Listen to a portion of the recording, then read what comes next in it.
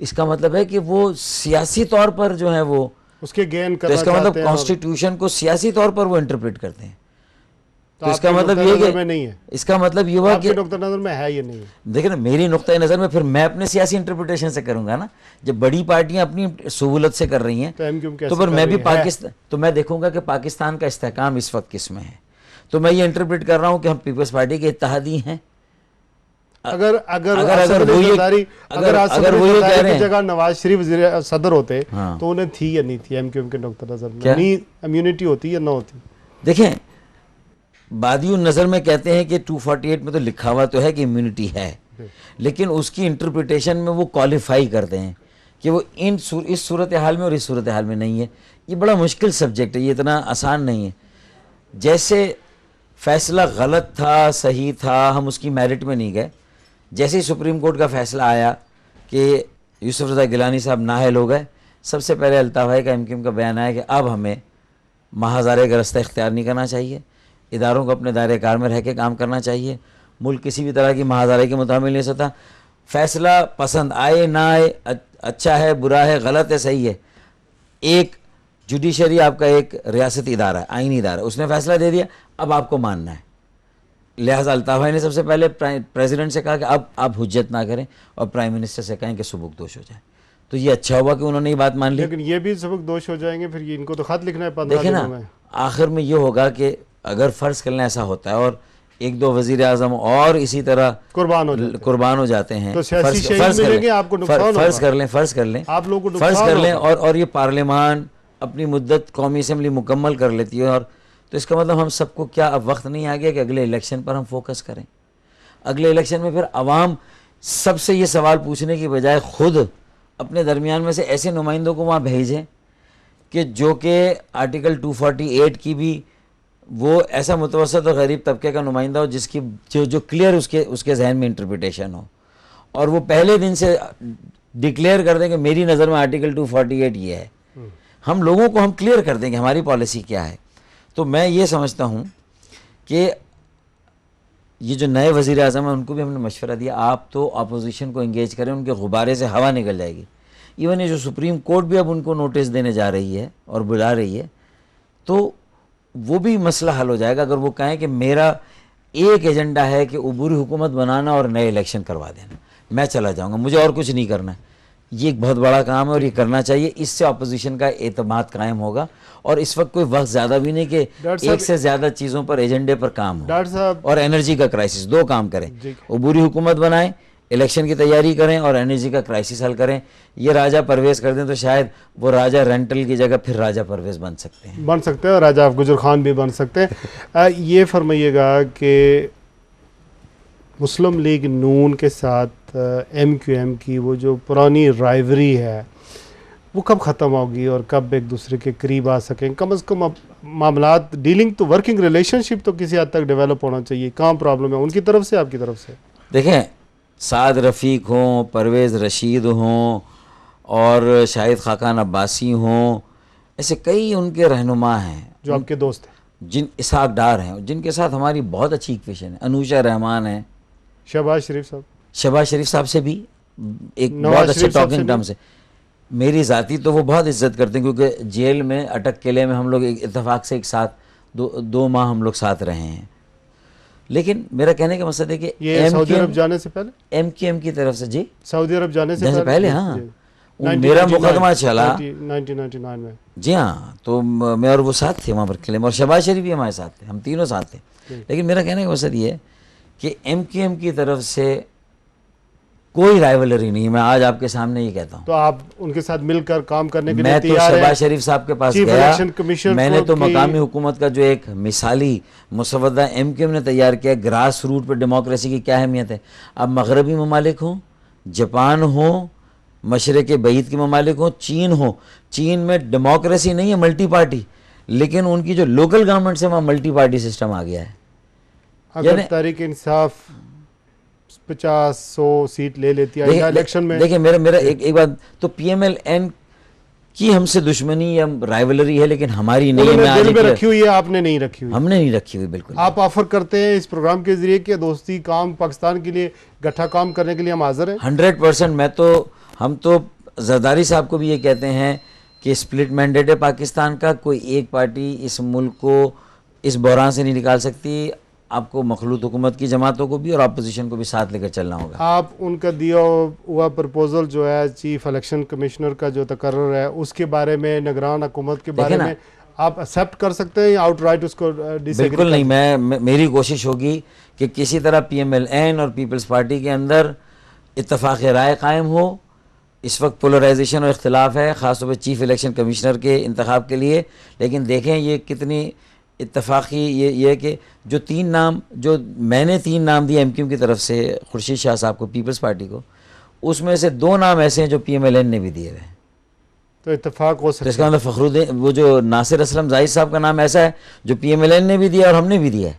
तहरीक इंसाफ के साथ आपकी कोई, और शायद तहरीक इंसाफ भी नासिर असलम जाहिद के ऊपर जो इत्तफाक करती है, तो पीपल्स पार्टी को भी मान लेना चाहिए नासिर असलम जाहिद साहब को गैर मुतनाज़ आदमी और उनको बना देना चाहिए चीफ इलेक्शन कमिश्नर। यहाँ पर UK यूरोप के अंदर रहने वाले 10 लाख कश्मीरी हमेशा एक सवाल करते हैं, MQM की कश्मीर स्पेसिफिक कोई पॉलिसी नहीं है, बल्कि MQM को समझा जाता है कि इंडिया के ज़्यादा उनके फेवर में बात करते हैं in terms of Kashmir resolution जो है उसको सॉल्व करने के बारे में। आप क्या कहेंगे? मैं ये सवाल उनसे पूछता हूँ कि अगर MQM की कश्मीर स्पेसिफिक पॉलिसी नहीं है तो जिन लोगों की कश्मीर स्पेसिफिक पॉलिसी है उन्होंने 65 सालों में कश्मीर को क्या दिया? आप क्या कर नहीं, मुझे ये बता दें, मेरे इस सवाल का भी तो जवाब दें। दें। इसका मतलब है कि सिर्फ उन्होंने कश्मीर के नाम पे पाकिस्तान के अंदर भी सियासत की और पाकिस्तान से बाहर भी कश्मीरियों के जज्बात से खेलकर सियासत की जाती है। बात सारी ये है कि दुनिया कहाँ से कहाँ चली गई है। हमने तो ये कहा कि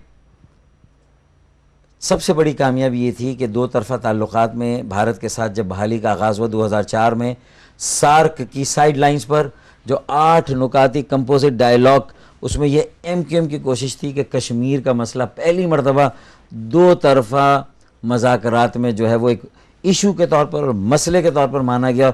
मुशर्रफ की हुकूमत में जो है वो वाजपेयी की हुकूमत ने मान के उसको एजेंडे को टेबल पे एक्सेप्ट किया, वरना तो कश्मीर के मसले को इंडिया बातचीत के लिए एक्सेप्ट ही नहीं करता था। इससे बड़ी और क्या कश्मीरियों की खिदमत होगी कि वो मसला उस एक तनाज़े को एक्सेप्ट कराया गया और मज़ाकरात के एजेंडे का हिस्सा बनाया गया। इससे पहले था भी नहीं वो बायलैटरल, उसमें जो शिमला माहिदा हुआ था वो उस वक्त की ज़रूरत थी, इसी जिसमें बायलैटरल कहा गया था लेकिन बातचीत नहीं हुई थी। अब ये फिर उन्होंने माना है कि अब अटू टंग की भी दौर गुजर गया, हमें इस मसले का हल निकालना है। हमारी इतनी स्पेसिफिक पॉलिसी है कश्मीर के ऊपर, जैसे हम कहते हैं कि अफ़गानिस्तान का मसला अफ़गान ओन्ड हो, अफ़गान बैक्ड हो, इसी तरह कश्मीर का भी कोई मसला कश्मीर ओन्ड होगा, कश्मीर बैक्ड होगा और इंडिजिनस होगा तो वो मसले का पायदार हल होगा, वरना सिर्फ पाकिस्तान और इंडिया बैठकर उस मसले का हल नहीं निकाल सकते। इससे ज़्यादा स्पेसिफिक पॉलिसी कर सकते हैं। नज़र के मुताबिक Kashmir belongs to who? Pakistan, India और कश्मीर? कश्मीर सबसे पहले कश्मीरियों का है और जब तक उनकी राय आने का कोई सिलसिला नहीं है उस वक्त तक अगर मैं कहूँ कि वो मेरा हिस्सा बन जाए तो मैं उनके साथ ज़्यादती करूँगा। इन 70 ईयर्स और 65 ओड ईयर्स अक़वाम मुत्तहिदा की जो करारदादें हैं वो इम्प्लीमेंटेशन उनकी हो नहीं सकी। देखें उसूलन कौन आके राय दे का चांस देगा कश्मीरियों को? पाकिस्तान अपनी इंटरनल जो प्रॉब्लम्स है उसमें गिरा हुआ है। देखिए 3 जंगें हुई, इंटरनल प्रॉब्लम में हम घिरे हुए हैं। आज पाकिस्तान की मईशत का क्या हाल है? कश्मीर के मसले को लेके इंडिया ने तो अफोर्ड किया उस मसले को रख के भी कि वो नहीं मान रहा, प्लेबिसाइड के लिए तैयार नहीं हो रहा जो यूएनओ की रेजोल्यूशन है। और अब पूरी बैनुल-अक़वामी बरादरी भी, चूँकि हमारे पास मिडिल क्लास 20 करोड़ है, बाइंग पावर है नहीं, हम इंटरनेशनल मार्केट है नहीं, पूरी दुनिया वहाँ जा रही है जहाँ 40 करोड़ मिडिल क्लास है इंडिया में, चाइना में 40 करोड़ मिडिल क्लास जहाँ डेवलप हुई है, एशिया में जो है वो माशी तरक्की का जो है वो महवर एशिया बन गया है, पूरा एशिया तरक्की कर रहा है। कश्मीर के मसले को भी हल करें साथ लेके, उसका कोई इंटरिम सोल्यूशन निकालें, मज़ाकरात के ज़रिए जो कंपोजिट डायलॉग हो रहे हैं, तिजारत के ज़रिए, एतमाद की बहाली के ज़रिए से सिक्योरिटी को दोनों मुल्कों के बेहतर बना के, और फिर जब ये कश्मीर का मसला है तो उसका भी ऐसा सोल्यूशन निकालें कि interim solution should lead to a permanent solution कोई।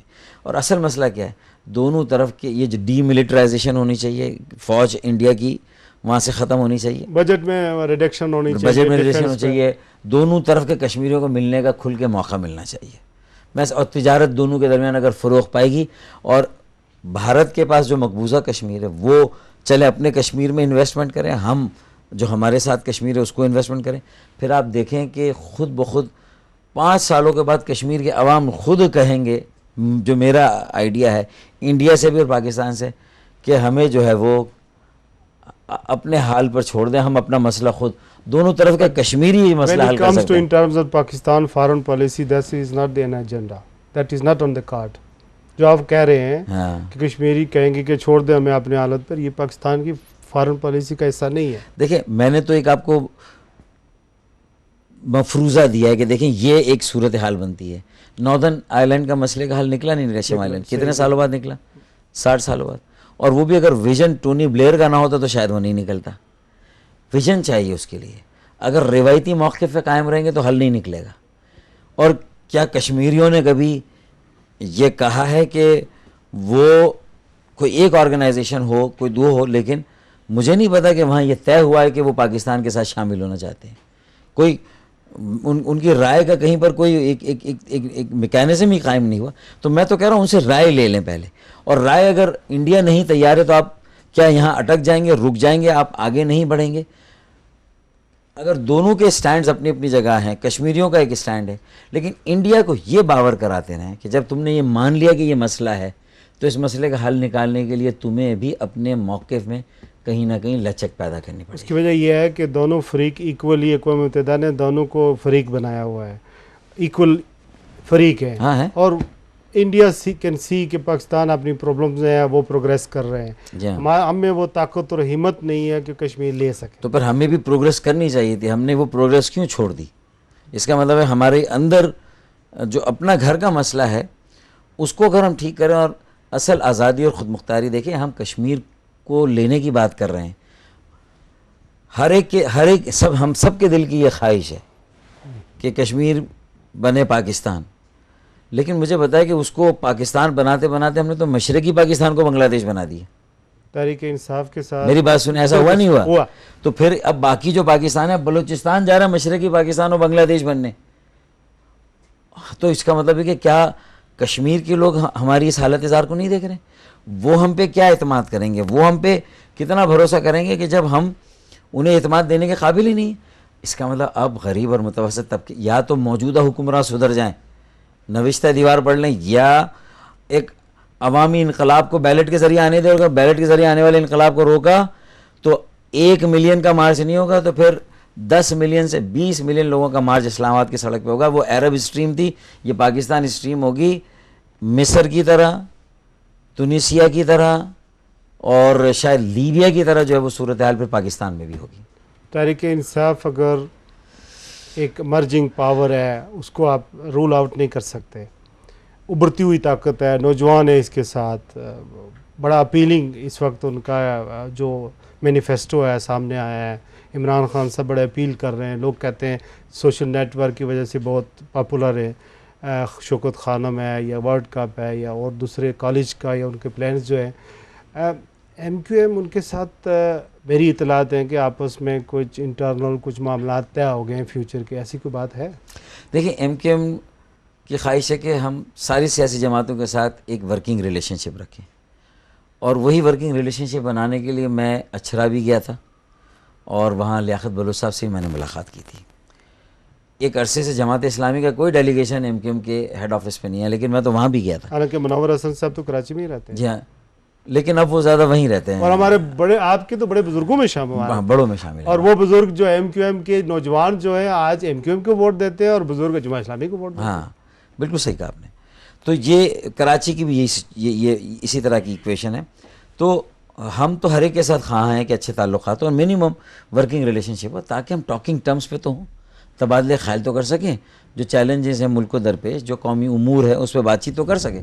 ये हमारा नस्बुल ऐन है, और हम समझते हैं कि वसी उल बुनियाद इश्तराक अमल के ज़रिए ही पाकिस्तान को सही मानों में एक फलाही, एक महज़ब और एक सही मानों में एक जमहूरी जो है वो रियासत बनाया जा सकता है, जो कायदे आज़म मोहम्मद अली जिन्ना का पाकिस्तान है, वो उसी वक्त आएगा जब एक वसीउल बुनियाद इश्तराकी अमल होगा। किसी एक पार्टी के पास इतना तप्पड़ नहीं है कि वो तन्हा इस पाकिस्तान को 21वीं सदी में ले जाए, इसकी मंजिल पे पहुंचा दें और इसे कायदे आज़म 10 लाख पाकिस्तानी इस वक्त एक अंदाजे के मुताबिक बरतानिया में सिर्फ आबाद है। आपकी जो MQM के नुमाइंदे हैं कभी इन शहरों का विज़िट नहीं करते। इवन मेरे प्रोग्राम के ज़रिए बाज़ लोगों को पता चलेगा कि आप ओवरसीज़ पाकिस्तानियों के मिनिस्टर हैं और आपको तो MQM के हवाले से लोग जानते हैं सिर्फ, लेकिन बड़े शहरों में जैसे बर्मिंघम है, मैनचेस्टर है, बड़े बड़े शहर हैं, आपकी जो यहाँ पर सेक्रेटरीट भी हालांकि मौजूद है, लेकिन कोई आदमी रब्ता नहीं रखता, इनएक्सेसिबल नहीं है। अब लोग क्यों नहीं अवाम में जाते हैं, डरते क्यों है? नहीं, बिल्कुल ऐसा नहीं है। पिछले साल मैं शेफील्ड गया, बहुत बड़ा मेरा प्रोग्राम वहाँ हुआ। मैं बर्मिंघम गया, वहाँ पर बहुत बड़ा प्रोग्राम हुआ। मैं नॉटिंघम गया, वहाँ पर मेरा बहुत अच्छा प्रोग्राम हुआ। और इसी के साथ साथ अब हमारी तंजीम साजी भी वहाँ पर हो रही है। अब हमारे मैनचेस्टर में यूनिट है, शेफील्ड में MQM का यूनिट है, बर्मिंघम में MQM का यूनिट है।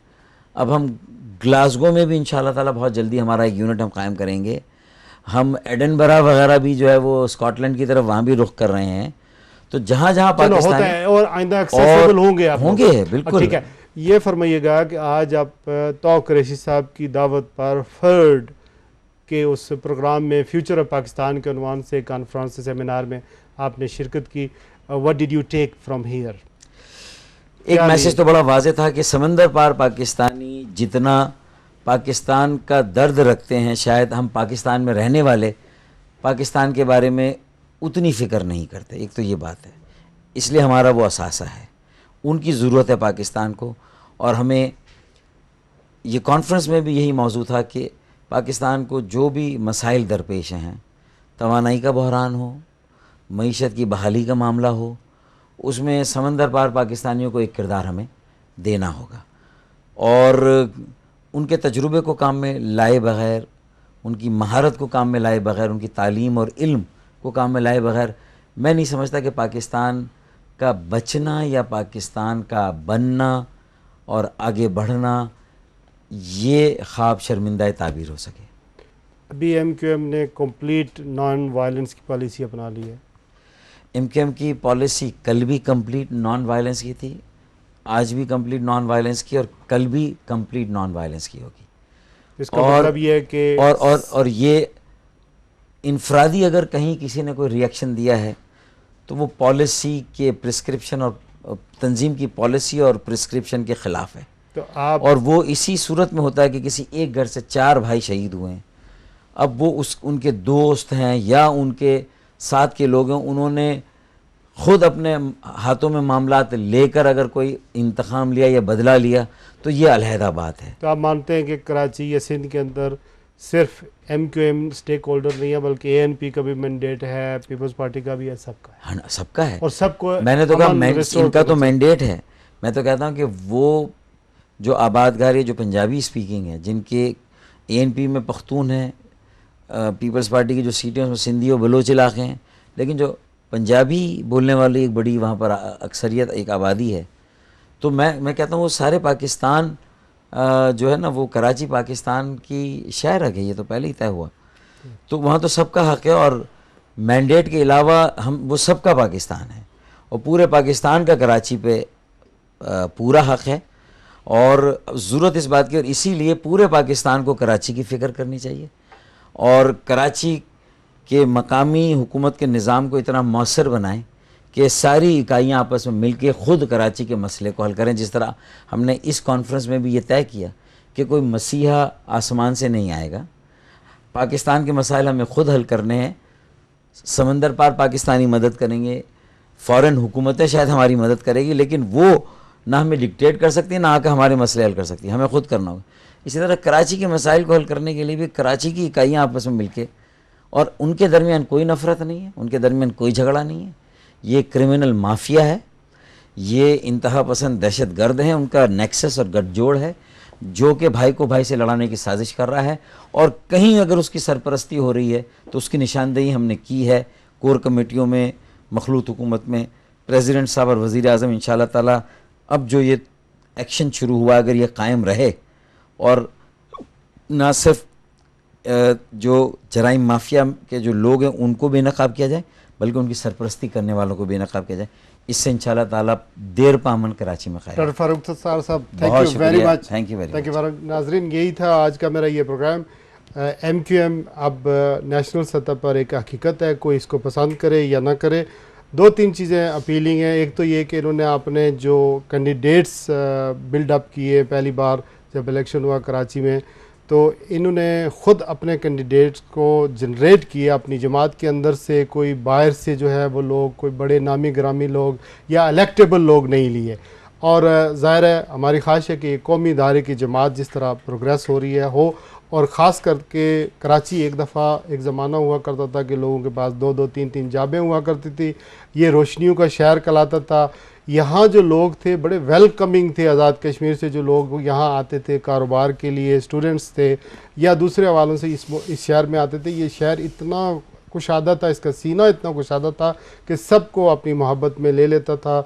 और लेकिन अचानक खुदा जाने किसकी इसको नज़र लगी कि इसका अमन तबाह होता रहा। ये हमारा एक जो है वो एक तजारती हब है पाकिस्तान का। अगर यहाँ अमन कायम होता है, फारूक सत्तार साहब ने क्वाइट राइटली कहा है, तो पूरे पाकिस्तान को इससे फ़ायदा होगा। और जब कराची जलता है तो पूरा पाकिस्तान जलता है। खुदा पाकिस्तान की खैर करे। अपने मेज़बान शिराज खान को आज इस प्रोग्राम के साथ इजाज़त दीजिए। अस्सलामु अलैकुम व रहमतुल्लाहि व बरकातुहू।